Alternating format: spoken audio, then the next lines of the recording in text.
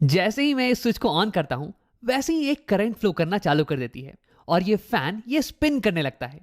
तो इसके अंदर होता है एक डिवाइस जो कि इलेक्ट्रिसिटी को कन्वर्ट कर सकता है रोटेशन मोशन में, और इसे हम बुलाते हैं इलेक्ट्रिक मोटर। और इसका इस्तेमाल हम काफ़ी जगह करते हैं, वॉशिंग मशीन में, ड्रिलिंग मशीन में, यहाँ तक कि इलेक्ट्रिक कार में भी। लेकिन यार बड़ा सवाल ये है कि देखो, करंट तो होता है फ्लो ऑफ इलेक्ट्रॉन्स, तो यार ये छोटे छोटे इलेक्ट्रॉन्स ये इस बड़े से पंखे को स्पिन कैसे कर पा रहे हैं? तो असल में सीक्रेट होता है मैग्नेट्स का। देखो, पिछले वीडियो में हमने देख रखा है कि अगर हम एक करंट कैरिंग कंडक्टर को एक मैग्नेटिक फील्ड में डालें तो ये एक पुश महसूस करेगी, एक फोर्स फील करेगी। अब इलेक्ट्रिक मोटर्स ये इसी फोर्स का इस्तेमाल करके करंट कैरिंग कंडक्टर को स्पिन करवाते हैं। आओ देखते हैं कैसे। तो इसके लिए मैंने ले लिया है कुछ मैग्नेट्स को, जिनके कारण की होने वाला है मैग्नेटिक फील्ड। और अगर इसमें हम डालेंगे एक करंट कैरिंग वायर को तो वो एक फोर्स को एक्सपीरियंस करने वाला है। अब देखो, वैसे इस केस में मैं एक सिंगल करंट कैरिंग वायर के बजाय एक रेक्टेंगुलर करंट कैरिंग लूप का इस्तेमाल करने वाला हूं, जो कि कुछ ऐसा दिखेगा रेक्टेंगल के शेप में। वैसे तो मैं किसी भी शेप का इस्तेमाल कर सकता था, लेकिन रेक्टेंगुलर लूप को समझना ये थोड़ा आसान पड़ जाता है। अब हाँ, वैसे तुम्हारे दिमाग में एक सवाल उठ रहा होगा कि राम, यहाँ पे एक सिंगल करंट कैरिंग वायर के बजाय तुमने रेक्टेंगुलर लूप का इस्तेमाल क्यों किया है? तो देखो, ये तुम्हें क्लियर हो जाएगा थोड़े ही देर बाद। अभी के लिए तुम घबराना मत।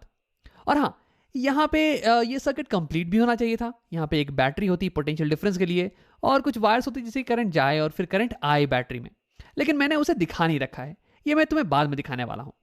तो देखो, इस रेक्टेंगुलर लूप की हर एक साइड ये एक करंट कैरिंग कंडक्टर की तरह बिहेव करेगी, जो कि मैग्नेटिक फील्ड में रखी हुई हो। जैसे कि ये वाली साइड को ले लो, ये करंट कैरी कर रही है और ये मैग्नेटिक फील्ड में है। सिमिलरली ये वाली भी मैग्नेटिक फील्ड में है और ये वाली साइड भी मैग्नेटिक फील्ड में है। यानी कि इन सब पे अलग अलग फोर्स लगने वाला है, और हो सकता है कि इसके कारण ये लूप ये रोटेट करना चालू कर दे। आओ देखते हैं। अब ये लूप कैसे मूव करेगा, ये पता लगाने के लिए तो मुझे हर साइड पे लगने वाले फोर्स की डायरेक्शन का पता लगाना पड़ेगा। और इसके लिए हम इस्तेमाल करने वाले हैं फ्लेमिंग के लेफ्ट हैंड रूल का, जो कि कहता है कि अपने लेफ्ट हैंड की तीनों उंगलियों को कुछ ऐसे खोलना कि ये एक दूसरे के परपेंडिकुलर हो। तो उसके बाद थंब तुम्हें फोर्स की डायरेक्शन बताएगी, फोर फिंगर मैग्नेटिक फील्ड की डायरेक्शन बताएगी, और मिडिल फिंगर ये करंट की डायरेक्शन बताएगी, FBI। अब देखो, हर साइड पे फोर्स की डायरेक्शन का पता लगाने के लिए मैं उंगलियों को करंट और मैग्नेटिक फील्ड के डायरेक्शन में अलाइन करने वाला हूं। तो अब यही करते हैं, हर साइड पे लगने वाले फोर्स की डायरेक्शन का पता लगाते हैं। लेकिन इसके पहले कि मैं तुम्हें ये करके दिखाऊं, क्यों नहीं वीडियो को पॉज करो और खुद से एक बार ट्राई करो। अब अगर तुमने ट्राई कर लिया तो आओ देखते हैं। सबसे पहले इस पिंक वायर पे लगने वाले फोर्स का पता लगाते हैं। तो देखो, यहां पे करंट जा रहा है अंदर की तरफ, तो यानी कि मेरी मिडिल फिंगर ये अंदर की तरफ पॉइंट करनी चाहिए। और यहाँ पे मैग्नेटिक फील्ड ये लेफ्ट डायरेक्शन में, तो यानी कि फोर फिंगर ये लेफ्ट डायरेक्शन में पॉइंट करेगा।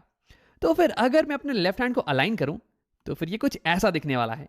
देखो, यहाँ पे थंब ये ऊपर की तरफ पॉइंट कर रही है, यानी कि पिंक वायर पे फोर्स ये ऊपर की तरफ लग रहा होगा। अब अगर मैं सेम चीज इस ब्लू वायर के साथ करूं तो यहाँ पे मुझे कुछ ऐसा दिखने वाला है। देखो, हमारी थंब ये नीचे की तरफ पॉइंट कर रही है, यानी कि ब्लू वायर पे फोर्स ये नीचे की तरफ लग रहा होगा। अब आप बात करते हैं इस वायर की। देखो, इस केस में करंट ये राइट जा रहा है और मैग्नेटिक फील्ड ये लेफ्ट जा रही है। तो यार, यानी कि करंट और मैग्नेटिक फील्ड ये दोनों ही एक दूसरे के पैरेलल हैं। अब याद करो कि हमने पिछले एक वीडियो में पढ़ रखा है कि अगर करंट और मैग्नेटिक फील्ड ये दोनों पैरेलल हो जाएं तो यानी कि इस केस में कोई भी फोर्स नहीं लगने वाला है। तो यानी कि इस समय इस वायर पे तो कोई भी फोर्स नहीं लग रहा है।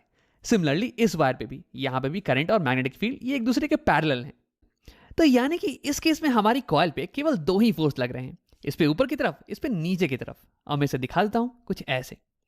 तो अब क्या तुम अंदाजा लगा सकते हो कि हमारी कॉइल ये कैसे मूव करने वाली है? तो इसे दिखाने के लिए मेरे पास एक वीडियो है। देखो, यहां पे मैंने एक बोर्ड को ले लिया है और मान लो कि ये हो गई रेक्टेंगुलर कॉइल। तो यानी कि इस साइड पे फोर्स लग रहा है ऊपर की तरफ और इस साइड पे फोर्स लग रहा है नीचे की तरफ। तो ये कॉइल कुछ ऐसे स्पिन करने लगेगी। देखो, यहां पे स्पिनिंग हो रही है क्लॉकवाइज डायरेक्शन में। तो यानी कि हमारे केस में भी हमारी कॉइल ये क्लॉकवाइज डायरेक्शन में स्पिन करने लगेगी, कुछ ऐसे। अब देखो, अभी तक तो इस वायर पे लगने वाला फोर्स और इस वायर पे लगने वाला फोर्स ये बिल्कुल ही सेम रहने वाले हैं, क्योंकि देखो, अभी भी इस वायर पे करंट ये अंदर की तरफ जा रही है और मैग्नेटिक फील्ड ये अभी भी लेफ्ट के डायरेक्शन में है। तो यानी कि फोर्स ये अभी भी ऊपर की तरफ होने वाला है। सिमिलरली इस पे फोर्स ये अभी भी नीचे की तरफ होने वाला है। लेकिन तुम अभी ये सोच सकते हो कि राम, ये वाला वायर ये तो अब मैग्नेटिक फील्ड के पैरेलल नहीं रहा। पहले ये पैरेलल था तो इसलिए इस पे कोई भी फोर्स नहीं लग रहा था, लेकिन अब तो यार ये कुछ एंगल बना रहा है। तो यानी कि इस पर कुछ ना कुछ फोर्स लगना चाहिए। तो हाँ, तुम बिल्कुल सही हो।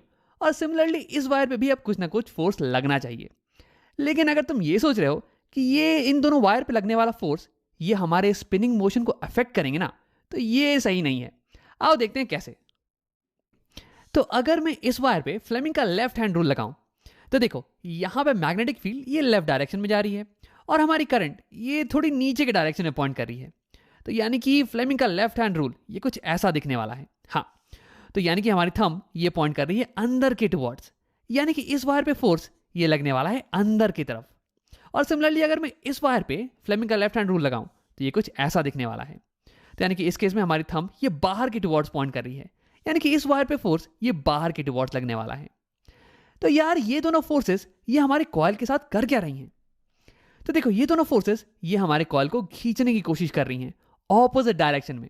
लेकिन देखो घबराने की बात नहीं है, हमारा कॉइल ये थोड़ा मजबूत मटेरियल से बना हुआ है, तो इसे कुछ होने वाला नहीं है। देखो यहाँ पे अगर मैं बोर्ड को मैं ऑपोजिट डायरेक्शन में खींचने की कोशिश करूँ कुछ ऐसे, तो बोर्ड को कुछ होता नहीं है। और इनफैक्ट इन फोर्सेस के कारण ये बोर्ड ये रोटेट भी नहीं कर रही है। तो यानी कि इन फोर्सेस के कारण इनके बोर्ड के रोटेशन पे कोई फर्क नहीं पड़ने वाला है। तो सिमिलरली मैं कह सकता हूं कि इन दोनों फोर्सेस के कारण इस कॉइल की स्पिनिंग पे कोई भी फर्क नहीं पड़ने वाला है। यानी कि पूरे मोशन में, पूरे स्पिनिंग मोशन में हम इन दोनों वायर पे लगने वाले फोर्सेस को इग्नोर कर सकते हैं, क्योंकि हम तो यार इस कॉइल की स्पिनिंग को स्टडी कर रहे हैं ना, और ये दोनों फोर्सेस ये स्पिनिंग पे तो कोई प्रभाव नहीं डाल रहे हैं। तो यानी कि अब हमारी कॉइल ये रोटेट करने वाली है आसानी से, कुछ ऐसे। लेकिन तुरंत ही एक छोटी सी प्रॉब्लम होने वाली है। देखो इसे समझाने के लिए मैं तुम्हें बोर्ड को दिखाता हूं। तो देखो अगर हमें चाहिए कि हमारा बोर्ड ये हमेशा क्लॉकवाइज डायरेक्शन में गोल घूमता रहे, तो इसके लिए मुझे हमेशा राइट साइड को नीचे की तरफ ढकेलना पड़ेगा और लेफ्ट साइड को ये हमेशा ऊपर की तरफ पुश करना पड़ेगा। लेकिन यार यहां देखो, जैसे ही हमारी पिंक वाली वायर ये राइट साइड में आई, तो वैसे ही यहां पे फोर्स ये तो अभी भी ऊपर की तरफ लग रहा है, और हमारी ब्लू वायर जो कि लेफ्ट में आ गई है अब, इस पे फोर्स ये अभी भी नीचे की तरफ लग रहा है। तो यानी कि यार ये कॉइल ये तो अब एंटी क्लॉकवाइज डायरेक्शन में रोटेट करने वाली है। ये पहले स्लो डाउन हो जाएगी और फिर ये ऐसे एंटी क्लॉकवाइज डायरेक्शन में रोटेट करेगी। और देखो अब ये फोर्स फिर से ऊपर है और यहाँ पे नीचे, यानी कि ये फिर से कॉइल ये क्लॉकवाइज डायरेक्शन में रोटेट करेगी और फिर एंटी क्लॉकवाइज डायरेक्शन और फिर से क्लॉकवाइज डायरेक्शन। तो यार ये तो एक अच्छी मोटर है नहीं, ये तो एक भी चक्कर को कंप्लीट नहीं कर पा रही है। तो इसे कैसे ठीक किया जाए? तो देखो हमें चाहिए कि हमारा कॉइल ये हमेशा क्लॉकवाइज डायरेक्शन में चक्कर काटता रहे। तो यानी कि इसके लिए जब हमारी कॉइल इस पोजीशन पे आए, तो देखो इस वायर पे लगने वाला फोर्स इसकी डायरेक्शन को रिवर्स कर जाना चाहिए, ऊपर से नीचे हो जाना चाहिए। सिमिलरली इस वायर पे लगने वाला फोर्स ये अब नीचे से ऊपर की तरफ हो जाना चाहिए, तभी तो ये लूप ये अपने साइकिल को कंप्लीट कर पाएगी यार। तो यार यहाँ पे हम फोर्स की डायरेक्शन को रिवर्स कैसे करें? तो इसके लिए हम लेके आते हैं अपने लेफ्ट हैंड रूल को। देखो अभी थंब पॉइंट कर रहा है ऊपर की तरफ, हमें चाहिए कि थंब ये नीचे की तरफ पॉइंट करे। तो ऐसा करने के दो तरीके हैं। या तो पहला तरीका यह है कि तुम मैग्नेटिक फील्ड की डायरेक्शन को रिवर्स कर दो, ये भी लेफ्ट पॉइंट कर रही है इसे राइट कर दो, लेकिन करंट की डायरेक्शन को सेम रखना। अब इसे खुद से अगर तुम ट्राई करोगे ना, तो तुम्हें दिखेगा कि तुम्हारी थंब ये नीचे की तरफ पॉइंट कर रही है। लेकिन यार इसे कर पाना प्रैक्टिकल लाइफ में ये थोड़ा मुश्किल पड़ता है। हमें मैग्नेटिक फील्ड की डायरेक्शन को रिवर्स करने के लिए ये मैग्नेटिक पोल्स को रिवर्स करना पड़ेगा। अब यार ये थोड़ा सा पेचीदा हो जाता है, तो इसे हम नहीं करने वाले हैं। अब देखो दूसरा तरीका ये है ना कि मैग्नेटिक फील्ड की डायरेक्शन को तुम सेम रखो, लेकिन करंट की डायरेक्शन को रिवर्स कर दो। और अगर तुम ऐसा करोगे तो देखो तुम्हारी हैंड कुछ ऐसे दिखेगी। देखो थंब ये नीचे की तरफ पॉइंट कर रहा है, यानी कि अब इस वायर पे फोर्स ये नीचे की तरफ पॉइंट करने वाला है। तो यानी कि ऐसे ही अगर मैं पूरे कॉइल में करंट को रिवर्स कर दूं, तो यानी कि हर जगह पे फोर्स ये अब रिवर्स हो जाने वाला है। इस वायर पे फोर्स अब नीचे की तरफ लगेगा, इस वायर पे फोर्स अब ऊपर की तरफ लगेगा, और हमारी कॉइल ये अब क्लॉकवाइज डायरेक्शन में अपने चक्कर को पूरा कर पाएगी। अब देखो अगर तुम सोच रहे होगे कि राम तुम यहाँ पे करंट की डायरेक्शन को रिवर्स कैसे करने वाले हो, तो इसके बारे में हम तुरंत बात करने वाले हैं, घबराओ नहीं।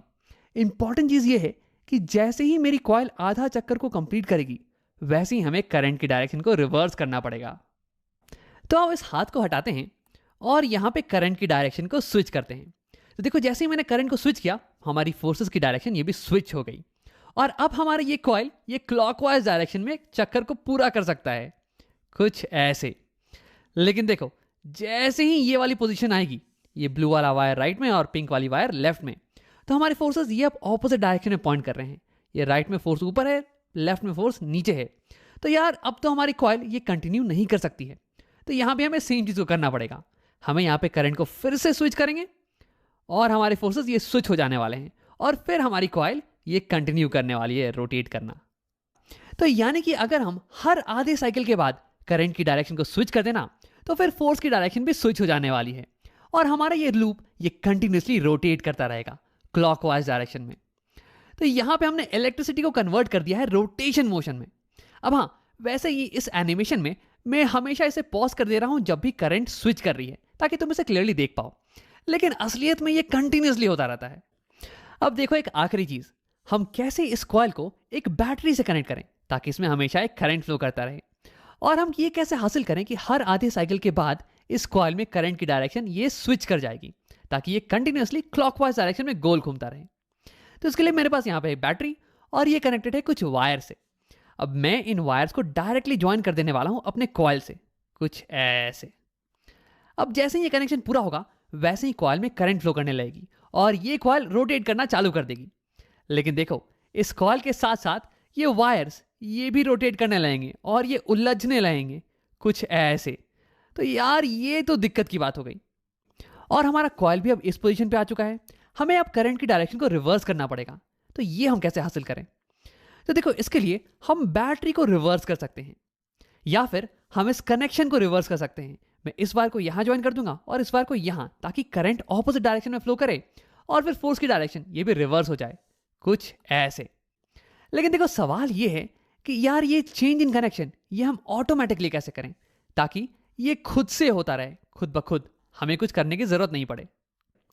तो देखो इससे करने के लिए हमें एक नए डिवाइस का इस्तेमाल करना पड़ेगा। इसे हम बुलाते हैं कॉम्यूटेटर। तो ये हो गया कॉम्यूटेटर। इसमें होते हैं स्प्लिट रिंग्स, मतलब कि दो आधे मेटालिक रिंग्स जिनके बीच में की थोड़ा सा गैप हो, और ये कनेक्टेड होते हैं हमारे कॉइल से। यानी कि हमारा कॉइल अगर रोटेट करेगा तो ये उसके साथ साथ रोटेट करने वाले हैं।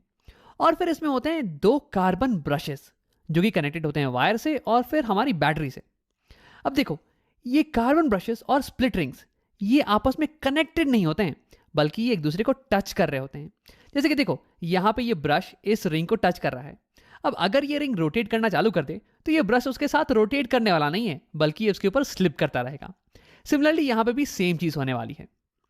और हाँ, क्योंकि हमारी कार्बन ब्रश ये टच कर रही है हमारे स्प्लिट रिंग को, तो इसलिए यहाँ इस बैटरी से निकलने वाला करंट ये इसके थ्रू कॉइल में एंटर कर जाएगा और फिर ये वापस इसके थ्रू ये वापस आ जाने वाला है। तो यानी कि इस सेटअप की मदद से हमारे कॉइल में कंटिन्यूसली करंट फ्लो कर सकती है। और हाँ, ये अब रोटेट करना चालू कर देगा कुछ ऐसे। और इस सेटअप की मदद से देखो ये कार्बन ब्रश ये कनेक्टेड नहीं है ना स्प्लिट रिंग से, ये बस टच कर रही है। तो इसलिए जब ये कॉइल रोटेट करेगा तो हमारी वायर्स ये इसके साथ साथ रोटेट नहीं करने वाली हैं, ये उलझने वाली नहीं है। तो अब यहाँ पे एक प्रॉब्लम तो सॉल्व हो गई। अब आखिरी प्रॉब्लम ये है कि कैसे ये सेटअप हर आधी साइकिल के बाद कॉइल में करंट की डायरेक्शन को रिवर्स कर देता है।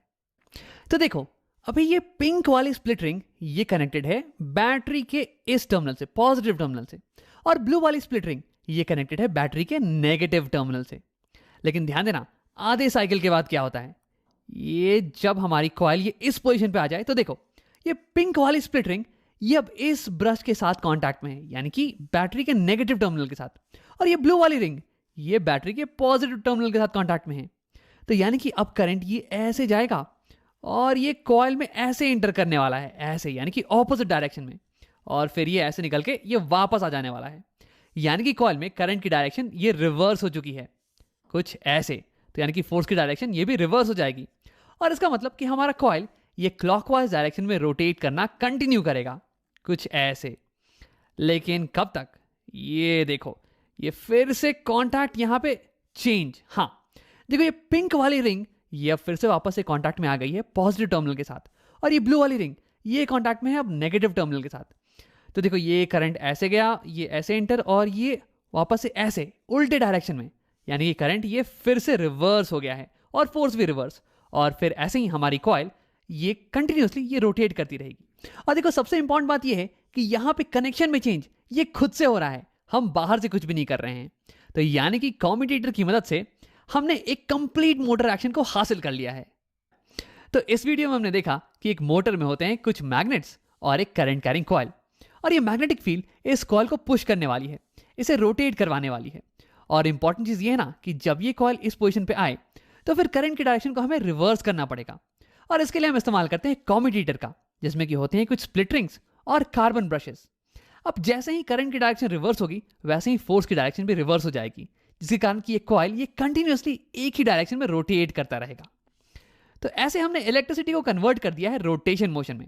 और अगर इस कॉइल से तुम किसी मशीन को लगाओगे ना तो वो भी रोटेट करने लगेगी, जैसे कि तुम्हारी फैन या फिर ड्रिलिंग मशीन या फिर वॉशिंग मशीन।